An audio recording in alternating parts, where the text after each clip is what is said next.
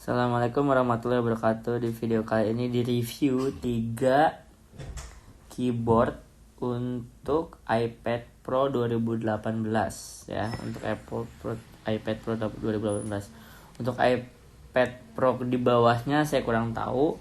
Untuk iPad Pro di atasnya ya, saya juga kurang tahu karena pengalaman saya ini, video ini direkam berdasarkan pengalaman saya, berdasarkan belanjaan saya, dan berdasarkan ngumpulin semua review dan kunci-kunci yang ada di YouTube.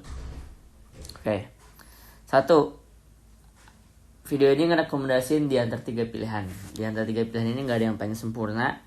Kita mulai dari yang pertama, Smart Keyboard Folio, yaitu bawaannya dari Apple sendiri ya. Harganya berapa sih? 2,5 juta kalau nggak salah. Itu kelebihan ini untuk siapa gitu kan? Ini untuk siapa nih Smart Keyboard Folio? 1, untuk orang yang berpindah-pindah, jadi nggak stay di rumah atau nggak stay di kantor, jadi dia banyak menggunakan iPad tapi dia juga banyak berpindah-pindah. Makanya di sini saya bilang traveling, kegiatannya banyak traveling. Terus dia ini kuncinya adalah portable, jadi kalau pakai Smart Keyboard Folio, iPad itu tetap portable gitu, tetap pada fungsi iPad utamanya, yaitu portable dan atau dia nomaden, gampang pindah-pindah gitu. Nah terus kenapa saya bilang ini khusus untuk dia? Karena ini poinnya, karena 1, dia diantara 3 keyboard yang saya jabarkan, dia adalah yang paling tipis. Karena dia paling tipis, dia paling enteng ya dong, nggak ada beban berat tambahan. Jadi ini sangat mendukung si 3 ini, traveling, portable, nomaden. Kenapa mendukung? Karena 2 hal ini. Lalu dia juga disarankan untuk para drawer. Jadi untuk yang banyak menggunakan pensil, Apple Pencil, jadi banyak bikin notes, banyak bikin sketch note kayak ini nih, kayak saya bikin sketch note gitu kan. Atau pokoknya sesuatu yang menggunakan pensil. Makanya di sini saya bilang drawer. Kenapa? Nah, sekarang alasannya kenapa? Karena si Smart Keyboard Folio stable, jadi begitu dia di flipnya dibalikin, ini kan posisinya kebuka nih. Nah begitu dibalikin, dibalikin gitu, posisinya dibalikin, layarnya dikebawahin, layarnya dikebawahin, pokoknya dilipat, namanya apa sih, foldable ya, default gitu, dibalik, dia tetap stable, dia tetap nggak jadi tinggi, nggak jadi naik, nggak jadi turun, posisinya tetap flat. Kenapa? Karena dia tipis. Nah karena flat inilah, jadi makanya stable ketika nyoret-nyoret pakai pensil gitu. Tapi kekurangannya, ini nih emang kekurangannya nih. Dia kan untuk drawer nih ya, untuk drawer. Tapi kalau kita pakai Smart Keyboard Folio, itu nggak tahu naruh pensilnya di mana. Jadi pensilnya justru bingung ditaruh di mana. Padahal pensil kan sangat mendukung bagi drawer gitu, si pensil yang Apple Pencilnya. Jadi kayak terpisah-pisah gitu antara pensil sama Smart Keyboard Folio. Mungkin Apple bikin emang sangat ringkas, saking ringkasnya sampai nggak tahu jadinya harus naruh Apple Pencil di mana gitu. Lalu kelebihannya lagi, tadi ini saya kelompat sih, ada satu lagi kelebihannya, yaitu untuk orang yang suka paling simple, the simplest gitu, orang yang paling simple. Kenapa? Karena dia nggak butuh ngecharge, nggak butuh ganti baterai, cukup iPad-nya ditempelin ke magnetnya si Smart Keyboard Folio, maka Smart Keyboard Folio otomatis charging, otomatis rechargeable gitu. Ya, jadi jadi inti penggunaan Smart Keyboard Folio adalah kalau Anda suka berpindah tempat, yaitu bisa traveler, atau Anda bisa suka berpindah tempat atau berpindah tempat duduk gitu. Kalau Anda drawer, dan kalau Anda adalah orang yang sukanya kesimpelan, nggak suka ngecas, nggak suka kelupaan ini, kelupaan itu, segala macam. Sekarang berlanjut ke yang keyboard kedua, itu Slim Folio Pro. Nah Slim Folio Pro ini ditujukan kalau Anda siapa? Kalau Anda adalah typist, Anda banyak menggunakan iPad-nya itu ntar untuk ngetik gitu. Karena Karena emang feel pas lagi ngetik di Slim Folio Pro itu lebih enak dibandingin feel pas lagi di Smart Keyboard Folio. Bahkan Anda bisa searching, bisa YouTubing, YouTubing itu apa tuh? Berselancar di YouTube gitu ya. Anda ketik aja tuh Slim Folio Pro versus Smart Keyboard Folio, pasti lebih banyak suara yang mendukung Slim Folio Pro untuk kenyamanan dan keenakan ngetik. Jadi kenapa saya bilang typist, untuk writer itu adalah karena nyaman. Lalu yang kedua, kenapa Slim Folio Pro itu safer tuh lebih aman. Kenapa? Karena di pinggirannya nih ada begini nih, apa sih namanya, pelindung ya, dimana di Smart Keyboard Folio nggak ada gitu.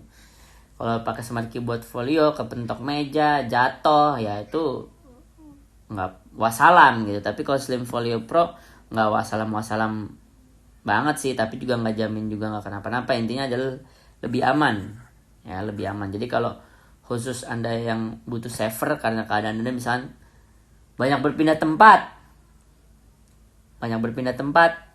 itu, atau Anda punya anak kecil, nah itu harusnya Slim Folio Pro. Berpindah tempat ya, jadi inget nih yang tadi ini, berpindah tempat tapi kalau pakai Smart Keyboard Folio nggak aman. Makanya ini agak dilema. Kalau pakai Slim Folio Pro aman. Tapi si Slim Folio Pro ini berat banget nih. Dari ketiga ini dia yang paling berat. Berat banget sampai apa ya? Jadi makanya sampai saking beratnya mungkin jadi jatuhnya iPad-nya buat orang yang stay lama gitu. Kayak buat orang yang niat gantiin laptop pakai iPad terus kerjanya banyak ketik, nah pas banget nih pakai Slim Folio Pro gitu, karena emang enak ngetik dan berat. Males pindah-pindah, males bawa-bawa ini untuk mobile gitu kalau pakai Slim Folio Pro karena berat gitu. Terus kalau Slim Folio Pro di pinggirannya nih, di sininya nih bisa ditaruh Apple Pencil. Itu kalau lagi mau dicas. Kalau lagi nggak dicas, ini di sini nih, di balik sini nih. Ini saya nggak kelihatan ya. Ini di balik sini ada case slot buat naruh Apple Pencil. Jadi bisa dibawa-bawa Apple Pencil. Tapi kalau dipikir-pikir nggak guna ya, karena nggak bakal sering pergi-pergi. Tapi bisa nyelipin Apple Pencil. Sedangkan di Smart Keyboard Folio sangat bagus untuk orang yang pergi-pergi tapi nggak ada slot Apple Pencil. Dilema nih dua orang nih, gitu kan? Dua benda gitu. Ya, tapi setidaknya kalau kemana-mana di iPad Anda ada Apple Pencil juga. Kalau pakai Slim Folio Pro nggak perlu kehilangan, nggak perlu nyari-nyari, nggak perlu nelusup-nelusup, karena tinggal di slap, ditaruh di slotnya, di sini ada di belakangnya. Yang ketiga bridge ini saya nggak tahu bacanya gimana ya, bridge apa bridge gitu. Nah ini sistemnya dia bisa dilepas tuh, jadi dia kayak keyboard tambahan dipasang di iPad-nya. Nah utamanya dari dia adalah ini nih, bisa di adjust, jadi bisa dikedepanin dengan kemiringan yang bisa diatur dari 0 derajat sampai 180 derajat.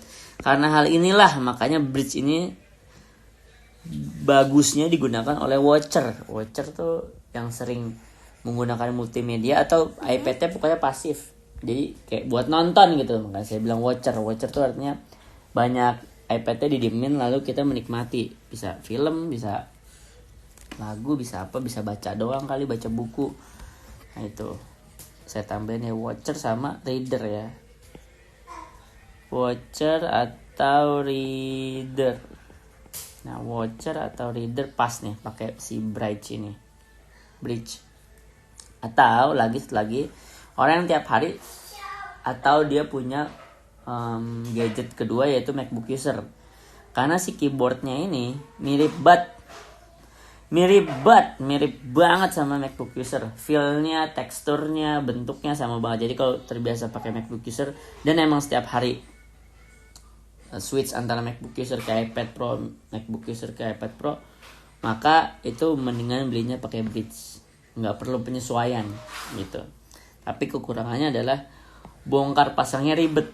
Pas nonton enak, pas baca enak, tapi pas ngeluarin dari tas terus masang, terus nanti misalkan mau dipakai dilepas segala macam itu nggak enak gitu. Jadi kayak agak semi portable, tapi penggunaannya untuk waktu lama seakan-akan iPad-nya stay kayak di Slim Folio Pro. Ini bagian itunya agak nanggung gitu. Oke, sekian videonya, semoga abis nonton video ini kira-kira bisa mutusin ya, karena ternyata 3 keyboard untuk iPad Pro ini punya sifat yang berbeda, sehingga peruntukannya juga beda gitu. Jangan sampai salah beli terus kayak Anda udah keluar uang sia-sia terus kayak ternyata gue nggak cocok ya. Video ini dibuat tujuannya buat itu, buat menghindari orang dari yang lagi milih terus pas beli ngerasa nggak cocok gitu aja. Semoga video ini membantu. Assalamualaikum warahmatullahi wabarakatuh.